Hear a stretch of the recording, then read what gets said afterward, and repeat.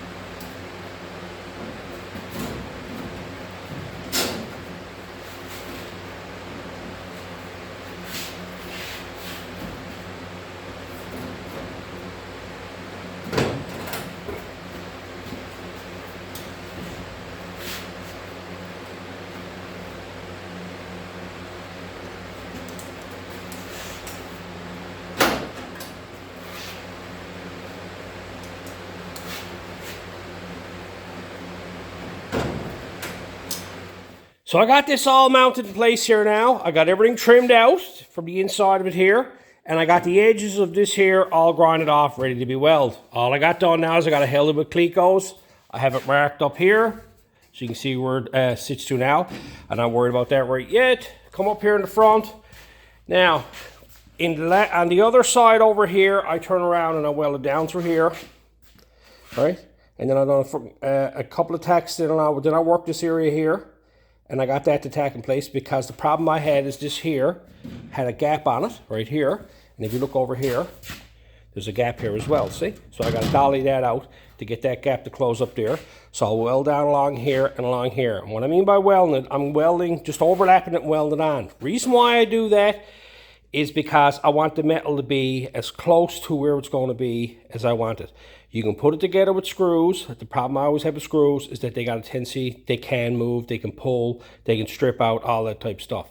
Okay? And the reason why I also wants to weld it, and I wants to weld up the sides, is because when I makes my first cut, which is going to be down through here, I want to make sure that from where I start my cut to where I end my cut, there's welding on either side to hold the panel in place so it don't move on me.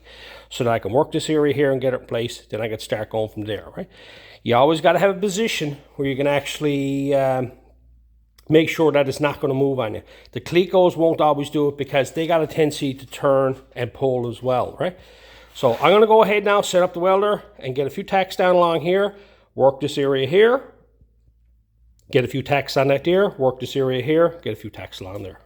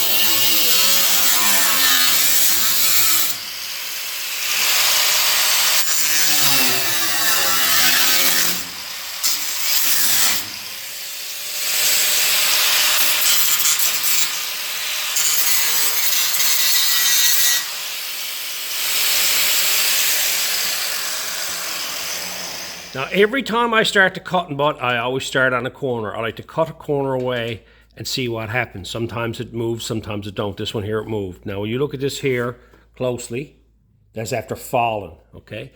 And you always see me run my fingers over the top of it. I'm feeling for the difference in the two metals, okay? The height difference. And I find you can do what you like with it, but I find that sometimes, like right there, I can feel this bringing up something, but right there is not, huh? It's still a little tiny bit. Probably give it a tap with a hammer, that'll come down, right? But that's where I always start to. I like to start on a corner. I'll cut up an inch there, cut it down there a couple of inches there, and see if it falls, tap it in place, and then I'll start working my way along. That gives me a spot where I'm going to start from to actually do the cut and butt from. It's kind of hard to do it in the middle of a panel and push it together. It's always easier to start on the corner, and that's the reason why I leave sharp edges.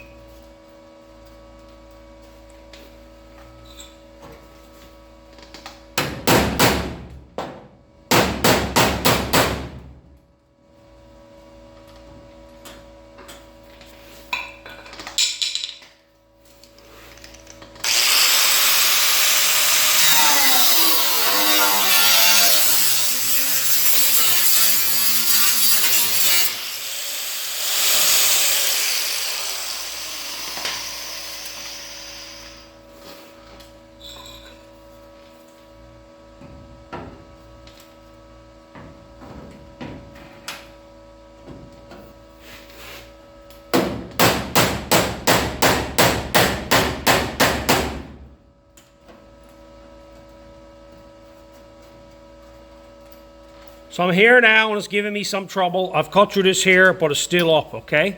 I take a little small screwdriver, little cheap little one, and I put it in there and I just move it to change the angle of it. By doing that there, it lowers and it raises up this panel and lowers that one down. So I'll hold that like that, put a tack there, and I'll start working my way down through there.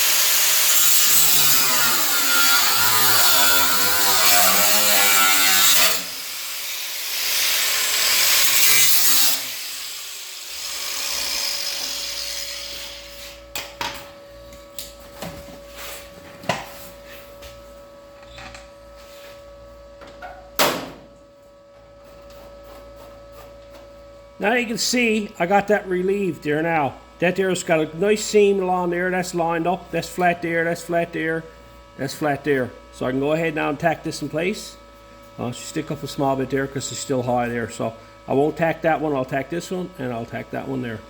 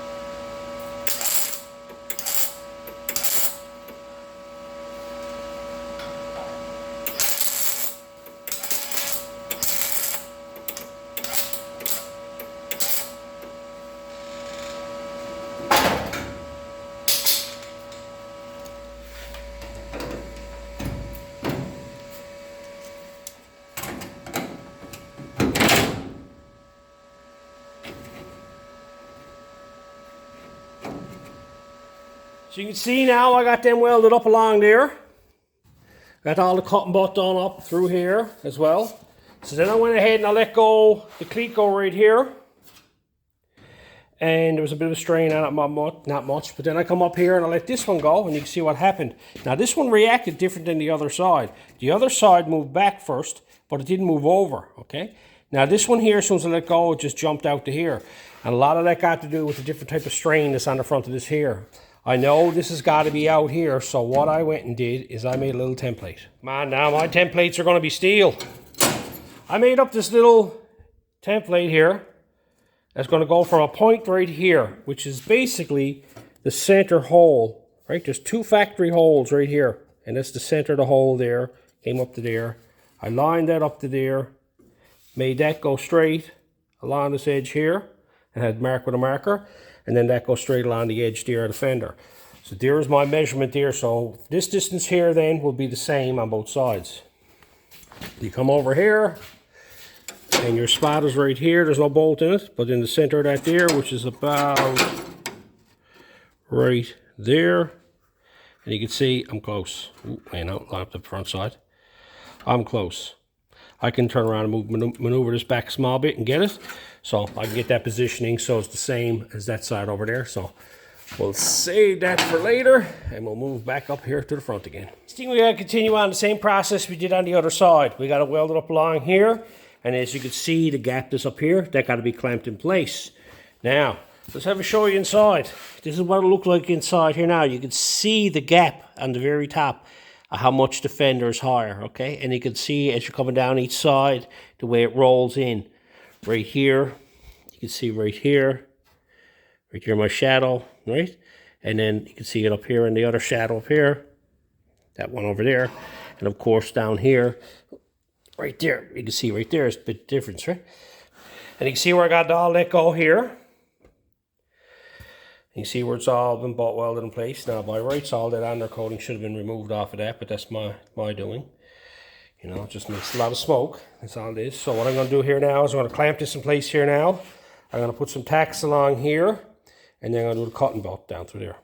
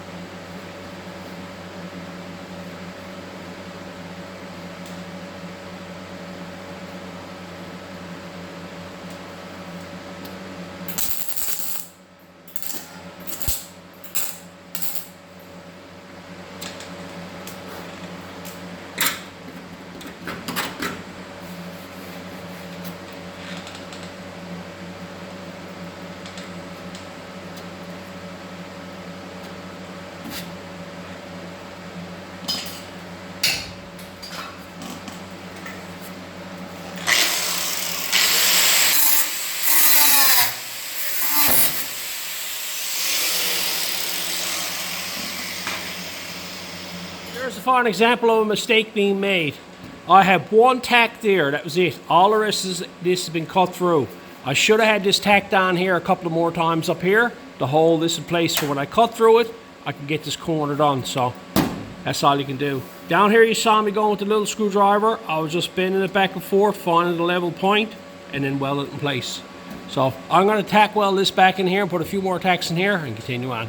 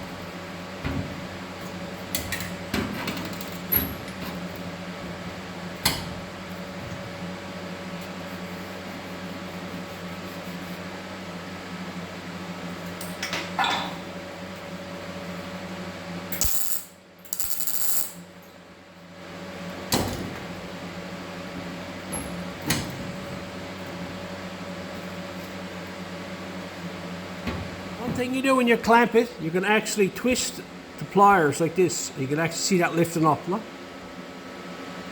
That's what I'm doing each time I does it. I'm actually twisting the pliers to put a force on this panel to lift it up on the other side of this here. So that's resting on the other side there. When I push up on it, it brings it up to the height I want it.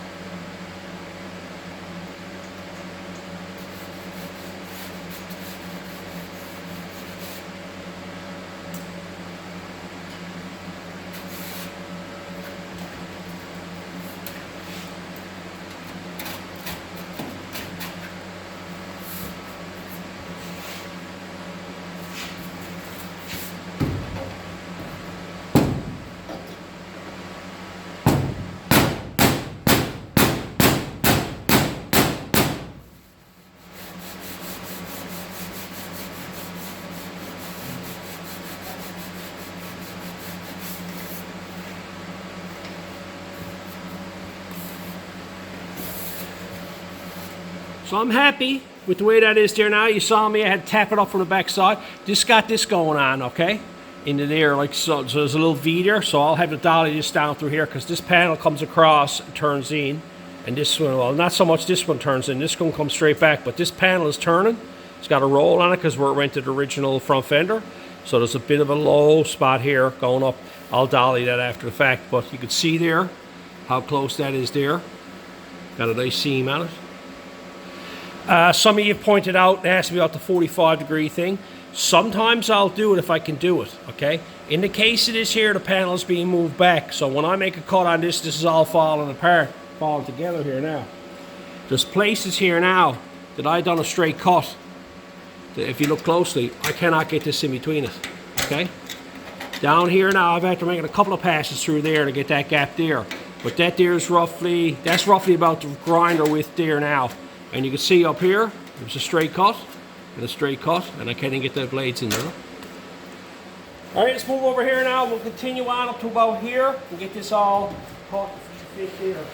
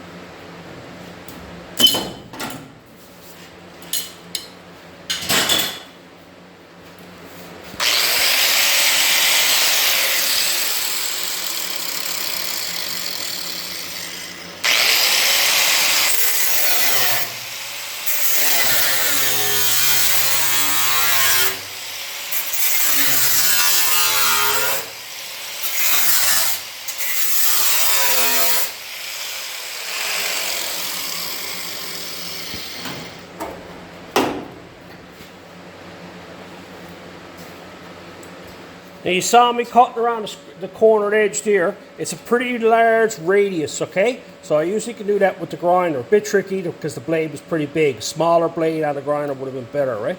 But now that I got that cut, you can see I got a couple of spot welds up here. I was smart this time. And you come in here, you can see there's a fairly big gap in there, look. Going along there. So now I got to work that area there with the vice grips coming up along there.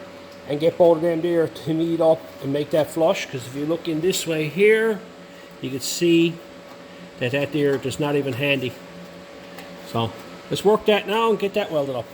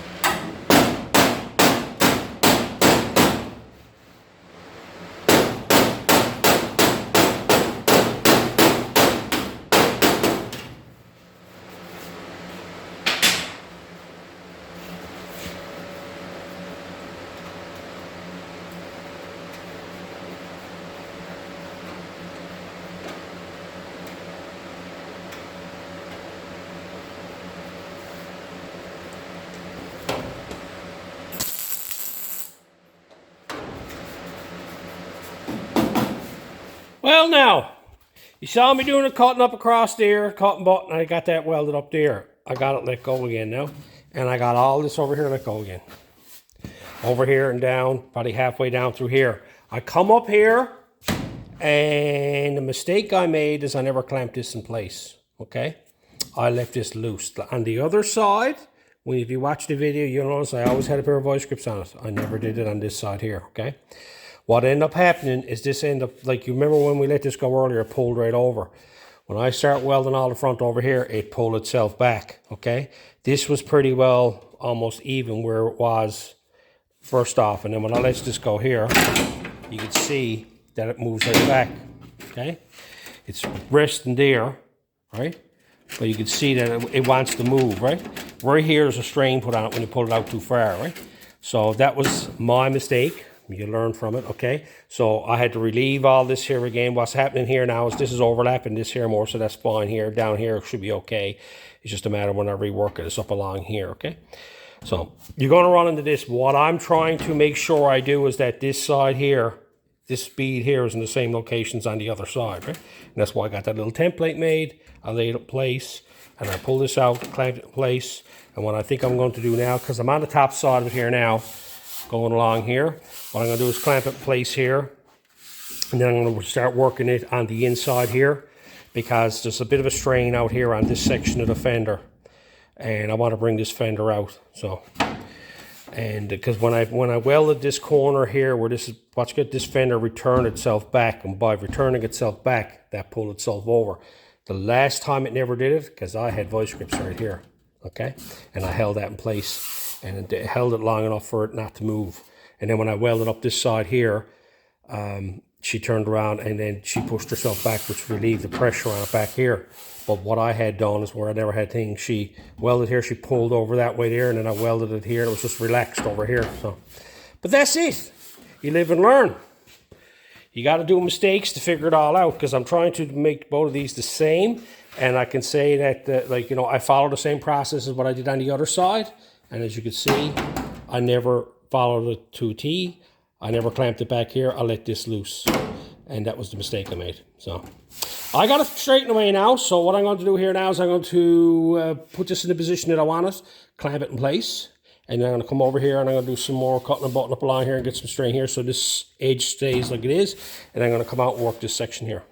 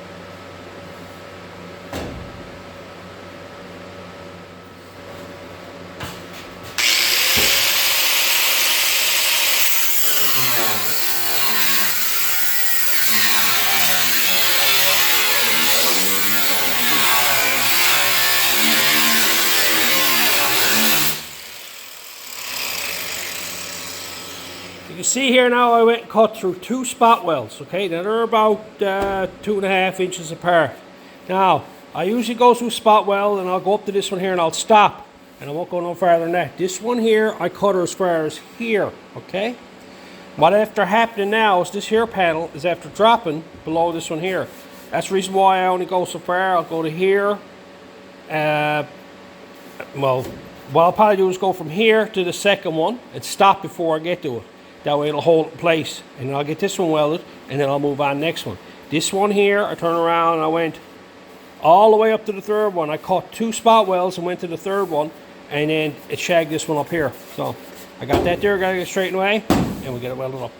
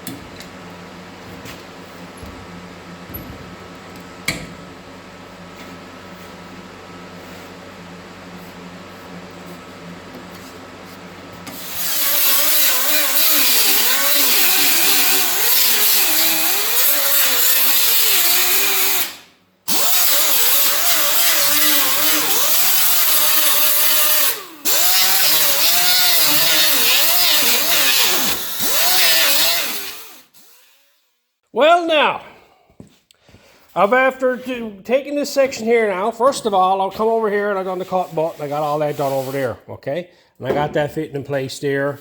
And I got my vice grips up there. I actually put a little small tack on it here just to hold it in place to make sure that this did not move, so that this the peak stays in the same location.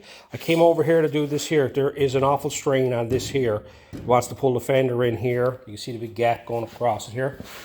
The way it is. You see this big gap here. I can almost put my finger underneath it here. Now you got to remember, now I only got the fender, no top of the fender cut off to here.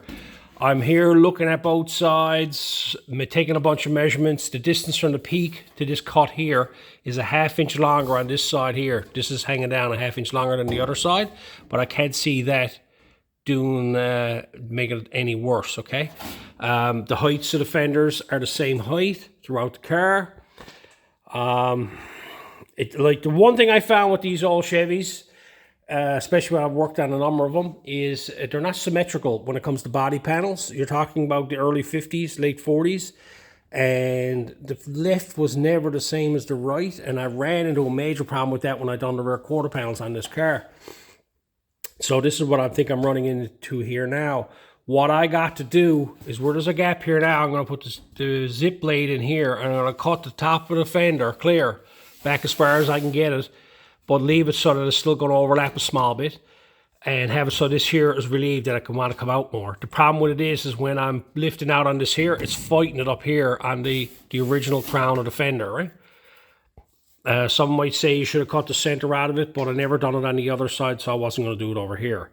But because now I'm into this predicament here now, I got to try to resolve it, and this is what I got to do. So, you know, it's never cut and dry, I can tell you that now. Trying to do all this, I can imagine trying to do this cut to fit, and then run into these problems, especially because both fenders, like I've taken a bunch of measurements here, and the only thing I can see to be is the crown is greater on this fender than it is on the one over there. And it's a little bit lower on the edge of it, so that it's a bit tighter. But that's it. I'm going to run a zip blade in through there now and relieve some of that and see if I can get this here to want to come back out again.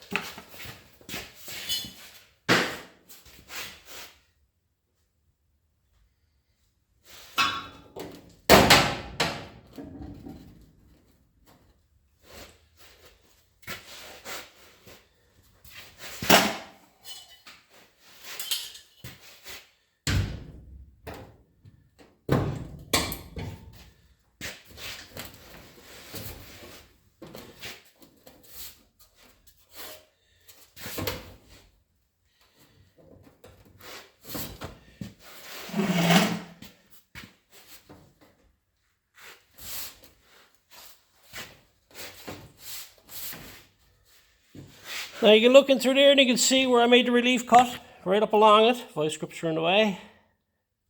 But you can see the way the top of the fender's big gap there, and there's about a ½ inch gap.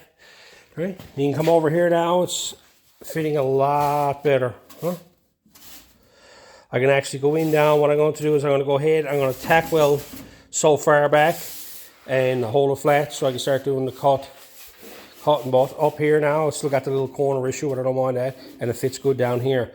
All because of that there, right? One simple little relief. I couldn't put two of them together like that earlier without putting a major strain on them. I didn't like it. And now when I got to put the cut relief in there, you can see I went straight in through this way here. By doing that, it cuts it in behind it, so it's still going to overlap. But now there's a cut in here where I relieved it, so that way I still got room. I haven't got, like, if you had to cut it straight down through here on a 90, what would end up happening then is when you pushed it out, it would open up the gap, and then you would have too big of a gap here. So I just went straight in, I made a cut just enough to relieve it, And then I'll turn around now and hold that place here now and put a few tacks on it and start doing the cutting butt again. Problem solved.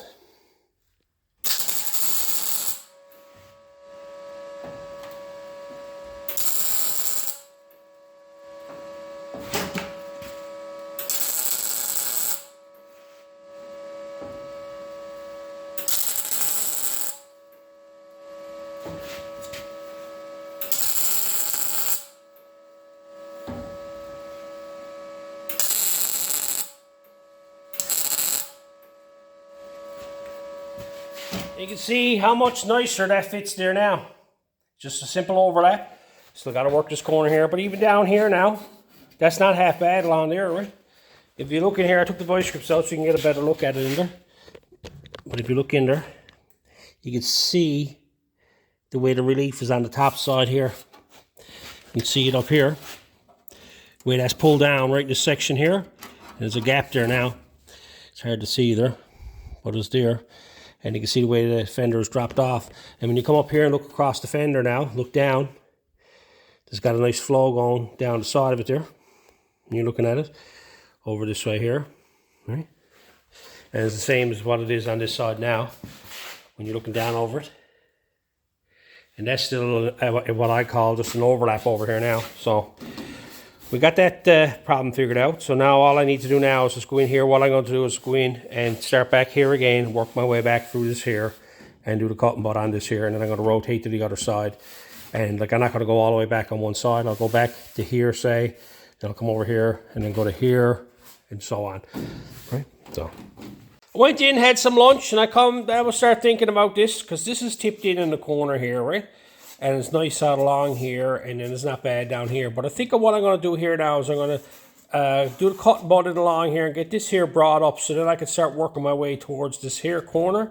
Because it seems like the problem with it is that the whole corner's gone this way here, this piece here where the fender was. And I need to work this area. And I think if I just try to pry all this up, it's getting harder because it's such a distance. But I figured if I started from here and worked my way back, and I started from here and worked my way up, I'd get to the corner and I'll be happy with the corners too. So what I'm going to do here first, instead of starting down here, I'm going to go right here. I'm going to cut through here, and I'm going to bring this up, this section up here. And I'll keep cutting it till I actually get it so it lines up. And then I'll start working my way back this way.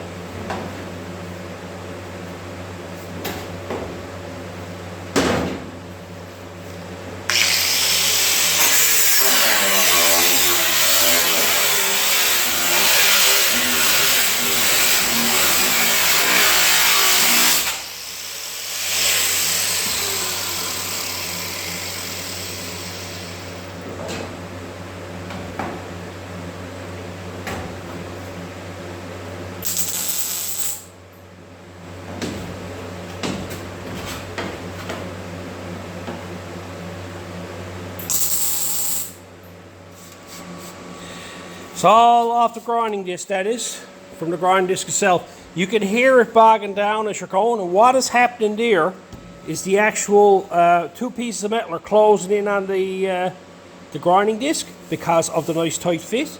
And you can actually see how tight that is, because you can take the grinder, and the grinder won't fit in there no more now. Right? So the blade. Okay. That's what's happening. And like if you have talked about the 45 degree, like if you cut straight down, you'd cut it straight through, the gap would be wider. You cut it on 45, you got a tendency to cut in on the bottom piece in here and on top piece out here, and which makes the gap smaller between the two pieces of metal, right? So, but that's what I'm up against here now, and that's when you hear the grinder dying down, the metal is biting on it, so you gotta be very careful with it. But I like it when it does it. I only use cheap blades. I buy a pack of 50 sometimes for them there. Only pays like $1 each for the blades. And that's what I like about them there. It cuts through good. So I'm going to go ahead now and get these welded up. Get these last few over here welded up to about here somewhere, because I got to cut this piece clear. I can't do no welding back here because there's a frame right here going down through. If it does any welding, it's going to stick.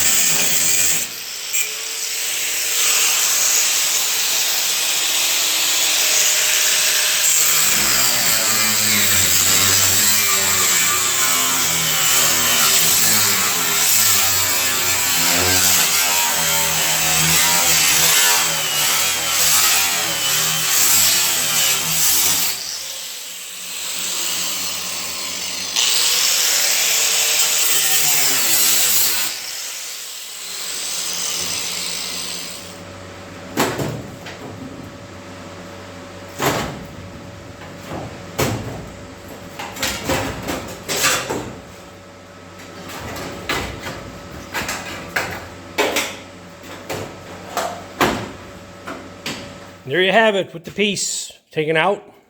There's the nose cone down here on the bottom, coming up around the sides up here, and you can see where I went and made the cut to relieve it. And then I had to do the cutting butt on it after. So that's how much I cut it in, about that much. Had to recut it again. Of course, then when I got back here to the back, I just had to cut the full section out of it because there's a frame in here. And I didn't want to put no welding back here. I was afraid it was going to weld it in place and be very hard to break clear, but that's it, it's all broke clear. So that's the entire piece there, removed, taken out. And you can see like the lines on there are not what you call straight. Like that's not what you call a perfectly straight edge. When you look down that there, right? It's in and out. But the cutting butt, it don't matter, okay? Because all you're doing is you're following the top piece of metal, whatever shape that is. You can see where it turns here, and that's all it is. I followed up here, so you haven't got to worry about having perfectly straight edges on it. What I got to do, I got to come in here. You can see she's after dropping down below here, and she's still high here. On this side here, you can see like I can do that type of thing. So I got to work this along here now to get this to go straight, and then come down along here. And I may have to trim that a bit more with the grinder. So, and that'll be the last of it. So let's get this welded up here now.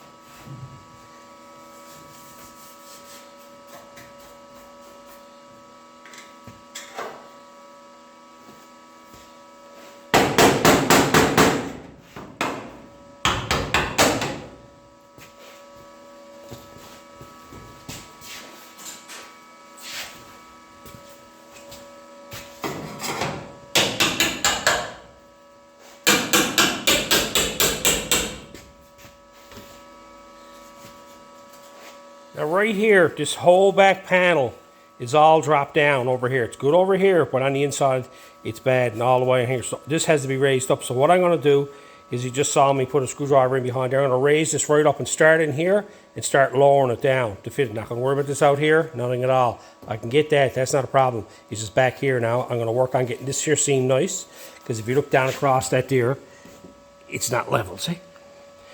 This here is lower, so I got to bring it up.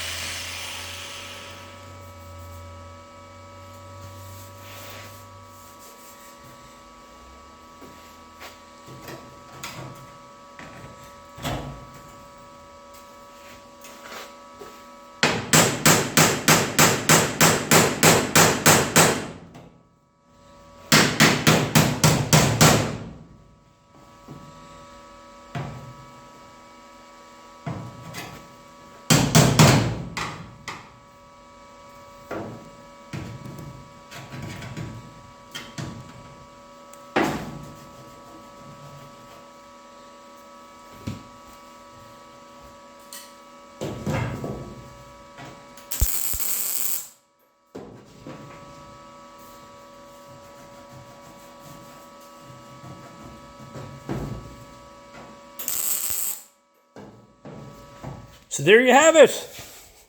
Up here you saw me putting a big screwdriver underneath it. This section of the fender here had a whoop in it this way here, and I wanted to bring it up and make it nice and level flat across there, because I noticed that spot of the fender was low anyway. So I got down that done, and I had to cut it a few times to get it to open up, because every time I cut it on an angle, it'd close up, and cut it on an angle, close up more, because it was still tight there, right? So I just kept going over it again a couple times until it got a nice gap in there now, right? So.